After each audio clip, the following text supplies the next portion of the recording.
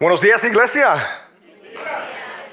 Qué bendición estar con ustedes, adorando, alabando al Señor, juntos como un cuerpo de Cristo Jesús, pero también listo para escuchar la palabra de Dios. No sé si le gusta a ustedes, pero a mí me encanta este formato, por dos razones. Primeramente, ahora no solamente voy a ser yo que los va a ver dormidos mientras que esté predicando el mensaje. Ahora la persona que está acá te está rindiendo cuentas, hermano, hermana, estabas dormida. Pero también no voy a ser el único que te va a ver llegar tarde. Ella se le pegó la sábana a la hermana, que tarde está llegando. Ahora todos se pueden rendir cuenta unos a otros. Qué bendición. Bueno, estamos en esta serie en el libro de Marcos. Hemos estado viendo este testimonio de Cristo Jesús, viendo los principios de Jesús, lo que Él espera de nosotros, sus propósitos de cómo tener una relación con Él, lo que Él espera de nosotros, lo que Él anhela y desea para nosotros. Mientras que leemos los versículos en el día de hoy, quiero que se queden sentados, pero que quiero también que tomen la postura de cómo los judíos en esos tiempos escuchaban la palabra de Dios en la sinagoga. Se leía la palabra de Dios y ellos lo escuchaban con un corazón abierto, como si era la primera vez en sus vidas que habían escuchado esas palabras que vienen directamente de Dios. Les voy a animar que enciendan sus Biblias o abran sus Biblias. Vamos a tener los versículos también ahí en la pantalla. Marcos 10, 46 a capítulo 11 al 25. Después llegaron a Jericó. Más tarde salió Jesús de la ciudad, acompañado de sus discípulos y de una gran multitud. Un mendigo ciego llamado Bartimeo, el hijo de Timeo, estaba sentado junto al camino. Al oír que el que venía era Jesús de Nazaret, se puso a gritar: Jesús, hijo de David, ten compasión de mí. Muchos lo reprendían para que se callara, pero él se puso a gritar aún más fuerte: Hijo de David, ten compasión de mí. Jesús se detuvo y dijo: llámenlo. Así que llamaron al ciego. ánimo, le dijeron, levántate, te llama. Él, arrojando la capa, dio un salto y se acercó a Jesús. ¿Qué quieres que haga por ti?, le preguntó. Raboni, significa maestro. Quiero ver, respondió el ciego. Pues irte, dijo Jesús, tu fe te ha sanado. Al instante recobró la vista y comenzó a seguir a Jesús por el camino. Cuando se acercaban a Jerusalén y llegaron a Betfagé y a Betania, junto al monte de los olivos, Jesús envió a 2 de sus discípulos con este encargo: vayan a la aldea que tienen enfrente. Tan pronto que entren en ella, encontrarán atado un burrito en el que nunca se ha montado nadie. Desátenlo y tráiganlo acá. Y si alguien pregunta por qué hacen eso, díganle: el Señor lo necesita y enseguida lo devolverá. Fueron, encontraron un burrito afuera, en la calle, atado en un portón, y lo desataron. Entonces algunos de los que estaban allí preguntaron: ¿qué hacen desatando el burrito? Ellos contestaron como Jesús había dicho y dejaron que lo desatara. Llevaron pues el burrito a Jesús. Luego pusieron encima sus mantos y él se montó. Muchos tendieron sus mantos sobre el camino, otros usaron ramas que habían cortado en los campos. Tanto los que iban delante como los que iban detrás gritaban: Hosana, bendito el que viene en el nombre del Señor, bendito el reino venidero de nuestro padre David, Hosana en las alturas. Jesús entró en Jerusalén y fue al templo. Después de observarlo, como ya era tarde, salió para Betania con los 12. Al día siguiente, cuando salían de Betania, Jesús tuvo hambre. Viendo a lo lejos una higuera que tenía hojas, fue a ver si hallaba algún fruto. Cuando llegó a ella, solo encontró hojas, porque no era tiempo de higos. Nadie vuelva jamás a comer fruto de ti, dijo a la higuera. Y lo oyeron sus discípulos. Llegaron pues a Jerusalén. Jesús entró en el templo y comenzó a echar de allí a los que compraban y vendían. Volcó las mesas de las que cambiaban dinero y los puestos de los que vendían palomas. y no permitía que nadie atravesara el templo llevando mercancías. También les enseñaba con estas palabras: no está escrito, mi casa será llamada casa de oración para todos los pueblos, pero ustedes la han convertido en cueva de ladrones. Los jefes de los sacerdotes y los maestros de la ley lo oyeron y comenzaban a buscar la manera de matarlo, pues le temían, ya que toda la gente se maravillaba de sus enseñanzas. Cuando cayó tarde, salieron de la ciudad. Por la mañana, al pasar junto a la higuera, vieron que se había secado de raíz. Pedro, acordándose, dijo a Jesús: Rabí, mira, se ha secado la higuera que maldijiste. Tengan fe en Dios, respondió Jesús. Les aseguro que si alguno dice a este monte: quítate de ahí y tírate al mar, creyendo, sin abrigar la menor duda en el corazón de que lo que dice sucederá, lo obtendrá. Por eso les digo, crean que ya han recibido todo lo que estén pidiendo en oración y lo obtendrán. Y cuando estén orando, si alguien tiene algo contra alguien, perdónenlo, para que también su Padre que está en el cielo perdone a ustedes sus ofensas. La palabra del Señor. Hay muchos mensajes que se pueden predicar de estos versículos, tantas enseñanzas que podemos recibir en el día de hoy.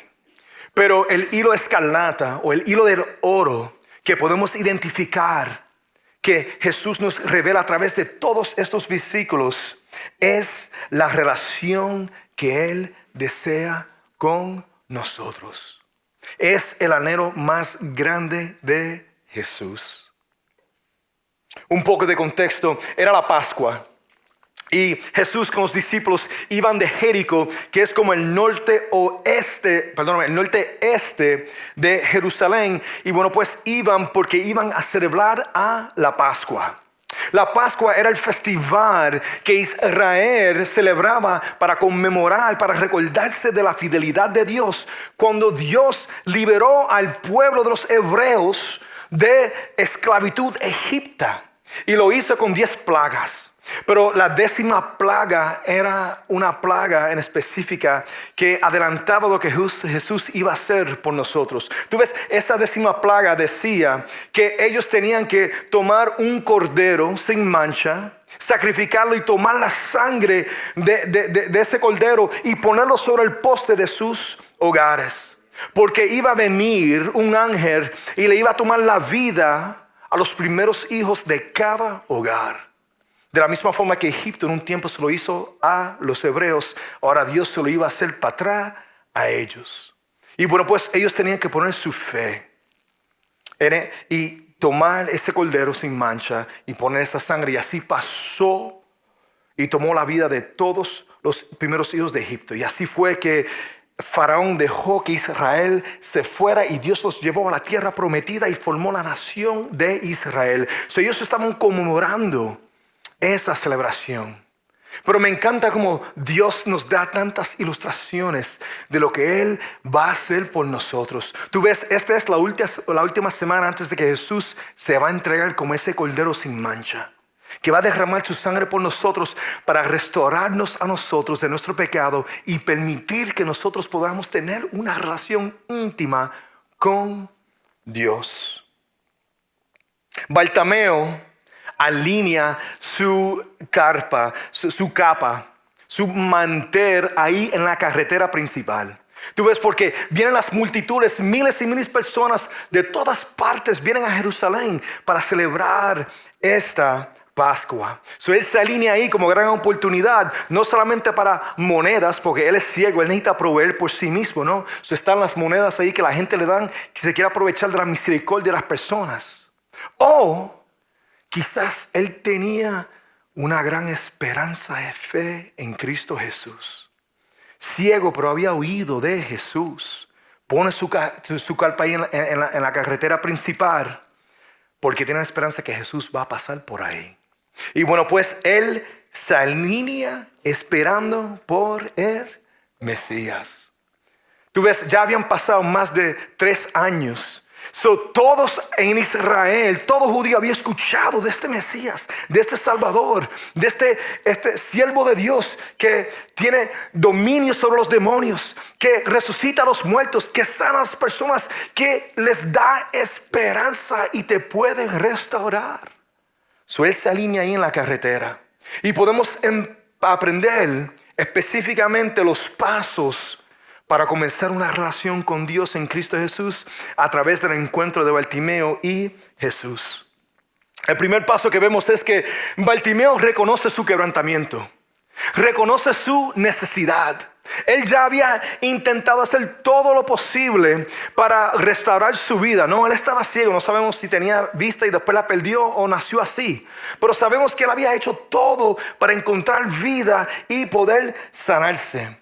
Y vemos que la restauración y la sanidad de Bartimeo comienza con ese reconocimiento. Yo estoy en necesidad, yo no me puedo salvar.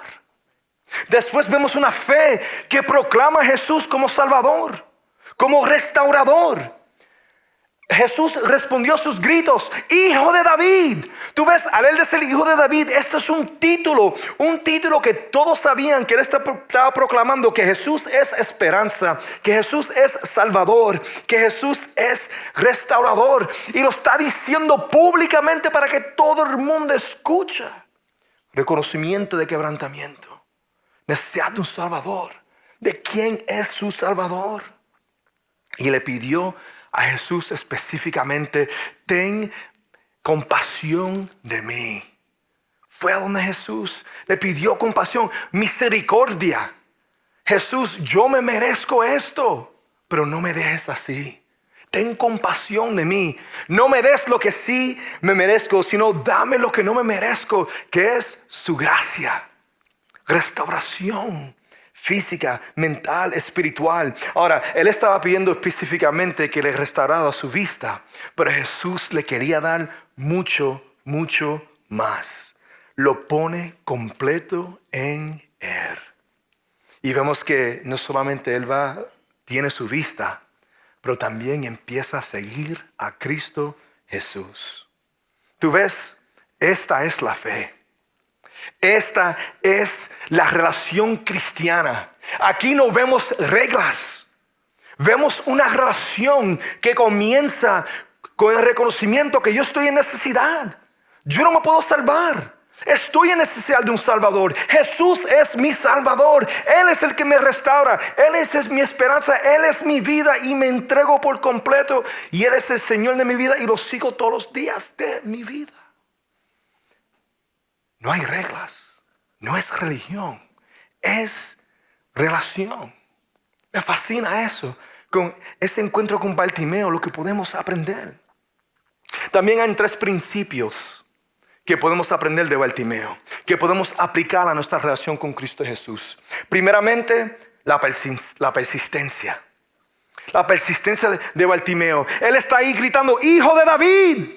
Aquí estoy. Imagínate las multitudes, miles y miles de personas. Y lo mandaban a callarse. Cállate, baja la voz. Pero sin embargo, él no hacía caso. Ellos no reconocían su necesidad. No había empatía para este hombre ciego. Pero sin embargo, todo el mundo está buscando de Jesús. Y él grita con una persistencia. Nadie podía cambiar su mente. No había ninguna voz que iba a callar a este hombre, porque él sabía con certeza y convicción que Jesús era su solución, que había vida en él, había restauración en Jesús. También podemos ver el principio de la fe. Fíjate que él era ciego. Él nunca vio los milagros de Jesús. Él no podía leer las escrituras. Él no podía confirmar si Jesús era el Mesías o no. Él se tenía que dejar llevar por el testimonio de los demás. Como ustedes aquí en el día de hoy, él escuchó la palabra de Dios. Él escuchaba lo que la gente estaba diciendo. Y con simplemente escuchar que Jesús es Salvador, que sí es el Hijo de Dios, que sí es el Mesías, él entregó su esperanza, su vida a Cristo Jesús. Con simplemente escuchar, Jesús cambió mi vida. También puede cambiar la tuya. puso su esperanza entera en Cristo Jesús, se alineó ahí en la carretera, esperando por su Salvador. Muchas veces nosotros buscamos por esperanza, buscamos por vida en todos los lugares equivocados. Buscamos el mundo como el mundo desea que tú busques esperanza y no encontramos nada. Escuchamos de Jesús, escuchamos el testimonio de Jesús. Tenemos muchas más escrituras que ellos tenían antes. Tenemos muchos más ejemplos de testimonios y vidas cambiadas que tenían antes. Pero sin embargo nosotros no nos podemos someter. Queremos saber mucho más. Necesito saber más detalles. Esto no suena como relación, esto suena como religión. No sé si quiero entregar mi vida a Cristo Jesús. Pero la verdad es que ninguna persona puede tener un concepto adecuado de Cristo Jesús en total antes de entrar en una relación con Él. Es imposible que tú puedas saber todo en detalle, toda información exacta antes de entrar en una relación con Cristo Jesús. Se requiere fe. Y una vez que uno se entrega su vida a Cristo Jesús, hemos probado todo lo demás, sabemos que no hay vida en ningún otro lugar y nos entregamos a Cristo Jesús, ahí el Espíritu Santo entra y mora dentro de nosotros y empieza a revelar esas verdades de Jesús. Verdades en detalle. Ahí el Espíritu Santo abre la palabra de Dios y podemos aprender más en detalle de Cristo Jesús, pero se requiere fe. Poner fe en el testimonio de los demás, ver el cambio, ver a Cristo en las demás personas. El tercer principio es de rendimiento. Si se fija la capa que él arrojó, versículo 50 dice, él arrojando la capa dio un salto y se acercó a Jesús. Tú ves, esa capa es como si fuera un manto o como un mantel. Se usaba no solamente para cubrirse de los elementos, también cuando se dormía se usaba esa capa. Pero este hombre ciego era mucho más. Para este ciego mendigo Bartimeo era mucho más. Tú ves, él se arrodillaba y ponía el manto y se quedaba así del manto. Y bueno, pues ahí rogaba por limosna. Y la gente tiraba las monedas ahí en la capa, en el mantel. Y así al final del día él podía jalarlo y así poner todas las monedas en su bolsillo. Tú ves, él roga y tira esa capa, ese mantel. Recuérdate que era la Pascua. Quizás él tenía un gran dineral ahí en esa capa, aprovechándose de la misericordia de todos, ¿no? Pero cuando Jesús lo llama, él lo agarra todo y lo tira. En otras palabras, lo rindió todo. Lo rindió todo. Lo que él dependía, su seguridad, para proveer por sí mismo, lo rindió todo para seguir a Cristo Jesús. O sea que rindió la creación en un instante para ir y seguir a Cristo Jesús. La creación, el mundo, las posesiones, el dinero, eso es uno de los obstáculos más grandes para rendir totalmente al Señor. ¿Por qué? Porque ahí nos aferramos y encontramos nuestra seguridad. Ahí encontramos nuestra paz, de dónde viene el pan de cada día. Se nos hace difícil depender totalmente de Dios. Bueno, pues porque no sabemos exactamente dónde va a venir lo que nosotros necesitamos. No sabemos dónde va a venir la renta. No sabemos dónde va a venir la luz. No sé cuándo voy a estar en necesidad. Si nos aferramos a eso, es el obstáculo más grande. Pero sin embargo, Bartimeo lo entrega totalmente todo. Tú ves, cuando nosotros recogemos ofrendas y diezmos, no solamente lo hacemos para seguir llevando a cabo la misión de la iglesia, de compartir el evangelio y hacer discípulos. Es una oportunidad de alabanza para ustedes, para reconocer que Dios es el proveedor de absolutamente todo y derrotar ese ídolo del dinero y de las posesiones de la creación, para que no te aferres de una forma insaludable a esas cosas. Para decir, Dios, mi dependencia está en ti, no en el dinero. Qué persistencia, qué fe de Bartimeo. De manera que qué rendimiento de entregar todo a Cristo Jesús. ¿dónde te encuentras hoy? ¿En qué área de tu vida necesitas aplicar este nivel de persistencia a tu relación con Cristo Jesús? Certeza y convicción que Él sí va a obrar, que Él está obrando, que Él va a tener restauración. Este nivel de fe, este nivel de rendimiento, que tienes que ser igualito a Bartimeo. ¿Creen como Bartimeo? ¿Creen que Jesús está obrando, que Él sí va a obrar, que sí van a tener victoria en Cristo Jesús? Tienen que contestar eso todos los días de tu vida, en toda circunstancia de tu vida. Mientras que estaba preparando, estaba hablando con el doctor Alberto, que está encargado de toda esta producción. Y estuvimos hablando de los versículos. Y él me trajo algo a mi atención que no me había fijado. Y era la comparación de Bartimeo y el joven rico. Tú ves, si no se recuerdan, la semana pasada el pastor Rolando habló sobre este joven rico. Si no se recuerdan, el joven rico viene a donde Jesús y le dice a Jesús, maestro bueno. Jesús dice, ¿quién es bueno? Solamente Dios es bueno. El joven le dice, ¿qué tengo que hacer para heredar el reino de los cielos? Y bueno, pues Jesús le dice a él, bueno, sigue todos los mandamientos. Y el joven rico le dice, bien jactoso, bueno, los he cumplido todo de este joven. En mi mente estoy seguro que Jesús se echó a reír. Dijo, te falta algo. Entrega todo lo que tienes, todas tus riquezas a los pobres. Ven y sígueme. El joven se va triste porque tenía muchas riquezas y no siguió a Cristo Jesús. Pero fíjate en esto. El joven en ningún momento creía que él estaba en necesidad de un salvador.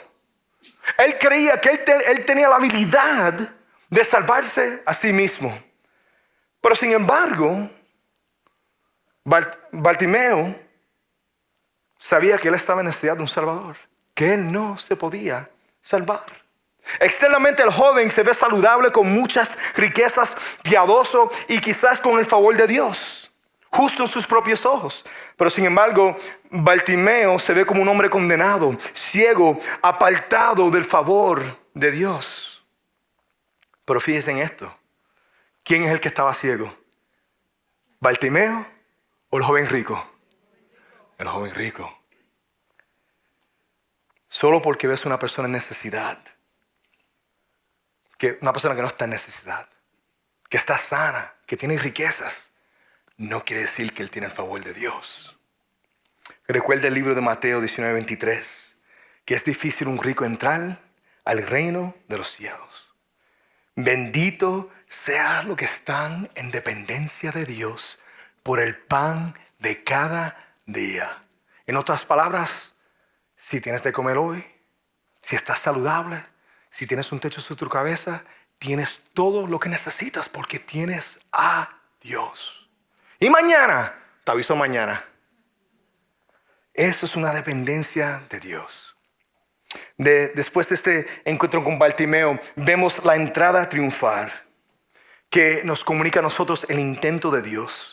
El intento que Dios siempre ha tenido con nosotros. El deseo que Él siempre ha querido desde antes de la caída y después de la caída. Desea paz y restauración de toda la creación. Paz y restauración de una relación con Él. Tú ves, la entrada triunfal también da testimonio, claro, que Jesús sí es Mesías, que Él sí es el enviado de Dios. Hace 500 años atrás, antes de la entrada triunfal, había un profeta, Zacarías, que era el portavoz de Dios. Dios en esos tiempos hablaba específicamente a través de un hombre. Y bueno, pues específicamente a Israel. Y en Zacarías 9:9, mira lo que dice. 500 años antes de la entrada triunfal. Alégrate mucho, hijo de Sión. Grita de alegría, hija de Jerusalén. Mira, tu rey viene hacia ti, justo, victorioso y humilde. Viene montado en un burro, en un burrito, cría de asna. ¡Wow! 500 años antes de la entrada triunfal. Yo me pregunto, ¿por qué un burrito? ¿Por qué no un caballo de Troya? ¿Por qué no montaban los hombres de todos los hombres? ¿Por qué un burrito? Tú ves, en esos tiempos, en ese contexto cultural, se sabía exactamente lo que Jesús estaba haciendo montado de un burrito. Tú ves, en esos tiempos el burrito era símbolo de paz. Los reyes y sus emisarios cuando entraban en una ciudad entraban así montado en un burrito porque comunicaba que venían con intenciones de paz, intenciones pacíficas. El burro era un símbolo servicial, era un animal noble, que era un animal servicial, un animal que cargaba las cargas de los demás. Jesús venía a servir al hombre, venía a cargar sus cargas. La carga del pecado, para así restaurar nuestra relación con Cristo Jesús. Paz, cargar nuestras cargas, pero también el burro era un símbolo sagrado. En esos tiempos cuando se sacrificaba un animal, tenía que ser un animal que nunca se había usado para nada. Este burrito nunca había cargado nada, comunicando que esto era un evento santo, un evento de santificación. Fíjate también que los mantos, las capas que se tiraron, se pusieron sobre el burro y también se pusieron esas capas en el piso, demostrando rendimiento, entrega, alabanza y adoración hacia el Mesías. Hosana, Hosana, Hosana. Aquí en esta entrada triunfal se están comunicando dos anhelos. Primeramente, el anhelo de Israel. El anhelo de ellos es restauración del reino de Israel, porque quieren ser el reino más poderoso. Así pueden tener acceso a la creación. Eso es lo más que ellos desean. Pero sin embargo, el anhelo más grande de Dios es restauración de una relación con nosotros. Muchas veces vamos a donde Dios y vamos por lo que Dios puede hacer por nosotros. No vamos a donde Dios por lo que Él desea con nosotros, que es esta relación. Él no vino a establecer un reino exterior. Él vino a establecer un reino interior. Tú ves, el reino exterior, cuando las cosas están buenas, no cambia el corazón del hombre. Ya vimos eso con Israel. Pero sin embargo, cuando Dios establece su reino en el alma de un hombre y una mujer, empieza a crecer el reino de Dios un alma a la vez y después empieza a cambiar lo externo. De ahí Jesús va al templo y se encuentra con un árbol, una higuera. Tenía que buscar cómo se pronuncia eso, quizás no lo estoy pronunciando bien, me dicen después del servicio. Pero higuera, ese era un árbol de higo. Y bueno, pues un teólogo compartió que ese árbol es una gran ilustración y nos dio esta advertencia: ser fructíferos, guárdate contra la profesión sin dar fruto. Tú ves, cuando Jesús ve este árbol, tiene hambre y ve el árbol y tiene todas estas hojas. Y bueno, para este tipo de árbol, cuando está lleno de hojas, significa que ya ha producido fruto. Si va, puede ir a comer de ese fruto. Pero sin embargo, el árbol aparenta ser algo que no es. No tiene fruto. Y Jesús usa esto como una ilustración para comunicar lo siguiente: que no todos los que aparentan a ser santos, no todos los cristianos que dicen que son cristianos, o las personas que dicen que tienen una relación con Cristo Jesús, en realidad lo tienen. Muchas veces sus acciones no van a producir el fruto que se supone que se estén produciendo.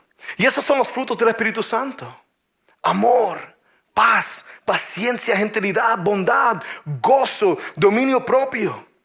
Tú ves, cuando vemos a estos hermanos y hermanas que no tienen eso a través de sus relaciones, pues tienes que cuestionar si en realidad tienen una relación con Cristo Jesús.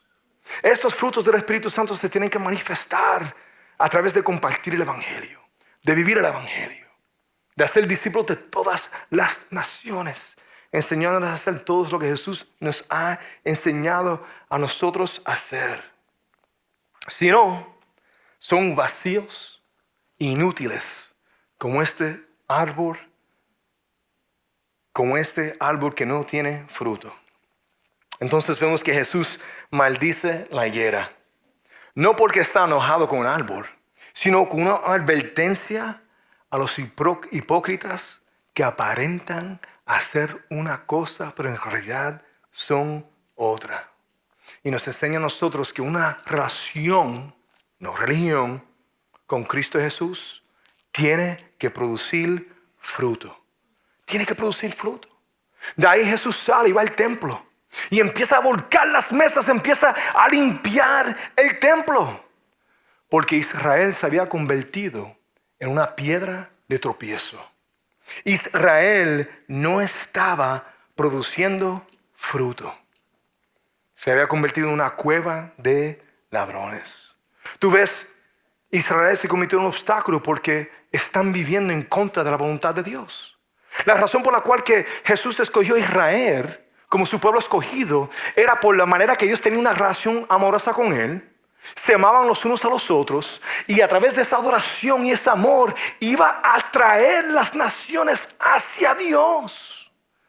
Por eso Él dijo que mi casa será una casa de oración para todas las naciones. Será una casa donde las naciones pueden tener una conversación con Dios y tener una relación con Dios. Pero sin embargo ellos lo tomaron como una oportunidad para vender mercancía, intercambiar dinero, aprovecharse de la gente, no permitir que la gente venga a adorar a Dios y tener una relación con Él. Fueron un obstáculo total, una piedra de tropiezo. Mira lo que dice Jesús, no está escrito: mi casa será llamada casa de oración para todas las naciones. Cuando Él dijo cueva de ladrones, higuera sin fruto, se refería a esos fariseos, a esos saduceos, esos maestros, supuestamente maestros de la ley. Pedro después trae atención al árbol, ese árbol seco, en la cual que Jesús puso su condena. Tú ves, hay consecuencias si tú dices que tú tienes una relación con Cristo Jesús, pero sin embargo que tu vida no produce fruto. El llamado que Jesús tiene para nosotros, que Dios desea con nosotros, es una relación que produce fruto y está atrayendo a los demás a una relación con Cristo Jesús. Tiene que producir fruto. Jesús, en respuesta a lo que Pedro le trae a su atención sobre el árbol que quedó seco, le dice a él básicamente lo que acabo de decir, que la relación y la producción de este fruto se sostiene a través de oración. Y ahí Jesús empieza a enseñarle a ellos sobre la oración. Primeramente, que la oración crece nuestra fe en Cristo Jesús. Esta oración es una conversación con Dios. No tiene que ser una comunicación de reglas y de religión. No tengo que sonar en cierta forma. Puedo hablar a Dios como estoy hablando yo ahora mismo. Hablar con Él, tener una conversación con Él que está informada de cómo Jesús nos enseñó cómo orar. Enfocado en su majestad, que Él es santo, glorioso. Enfocado en su voluntad, que el reino de Dios crezca en el alma de cada persona. Y está enfocado en que nosotros seamos libres de tentación, libres de pecado. Y pedir por el pan de cada día, lo que necesitamos. La oración tiene el poder para hacer lo imposible. Que le puedo decir a esta montaña, tírate al mar.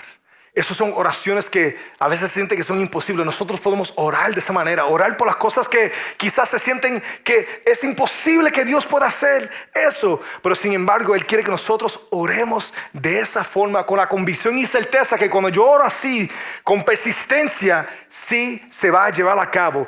Cuando lo pido, así será. Pero tiene que estar alineado con la voluntad de Dios. No es decir, Señor, quiero el carro del año. Y ahí me llega el carro del año. No es así. Tiene que ser con la voluntad de Dios. El pan de cada día, no el Mercedes del día.